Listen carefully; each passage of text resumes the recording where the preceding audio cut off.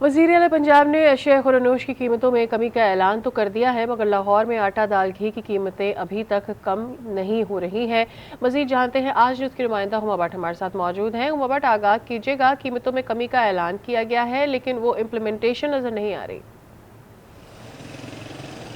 जी बिल्कुल ऐसा ही है। हम लोग देखते हैं हमेशा की तरह वफाकी हुकूमत की तरफ से कोई ऐलान आए सब्सिडी देने का, या फिर पंजाब हुकूमत की तरफ से ऐलान आए कि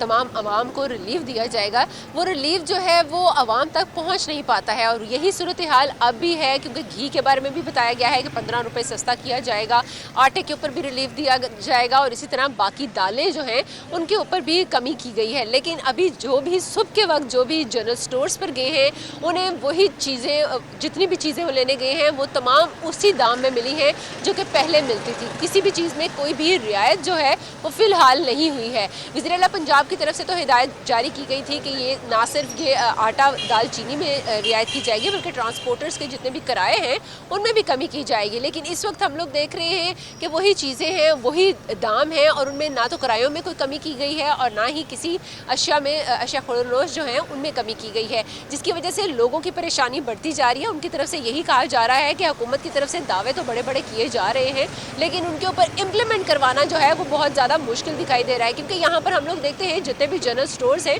उनकी तरफ से कहा जाता है कि जो चीज़ उन्हें जहाँ से वो ख़रीद रहे हैं, जहाँ से वो स्टॉक ले रहे हैं, अगर वहाँ पर उन्हें सस्ती नहीं दस्तियाब होगी तो वो आगे अपनी दुकानों पर लाकर उन चीज़ों को सस्ता नहीं फ़रोख्त कर सकते, क्योंकि ऐसे में उन्हें भी बहुत ज़्यादा लॉस जो है वो बर्दाश्त करना पड़ रहा है। सो इस वजह से अभी फ़िलहाल हम लोग देख रहे हैं कि यहाँ पर जितने भी जनरल स्टोर्स हैं और जितने भी दुकानें हैं वहाँ पर यही सूरत हाल है कि चीज़ें उसी दाम पर फ़रोख्त की जा रही हैं जिस दाम पर वो पहले फ़रोख्त हो रही थी। और इसके साथ साथ ये भी बताया गया था कि यूटिलिटी स्टोर पर जो है वो सब्सिडी दी जाएगी, लेकिन फ़िलहाल अभी यूटिलिटी स्टोर पर वो सब्सिडी जो है वो दस्तयाब नहीं है। आज या फिर कुछ अरसे बाद, या फिर आज से कल या परसों तक वही सब्सिडी जिसके बारे में ऐलानात किए जा रहे थे वो शायद इम्प्लीमेंट करवा दी जाए। लेकिन फ़िलहाल जो हम लोग देख रहे हैं कि मजिस्ट्रेट्स और जितने भी प्राइस कंट्रोल कमेटीज़ हैं जो कि बाहर आती भी हैं और चेकिंग भी करती हैं, जिसके बारे में बार बार कहा जाता है कि वो आई हैं और वो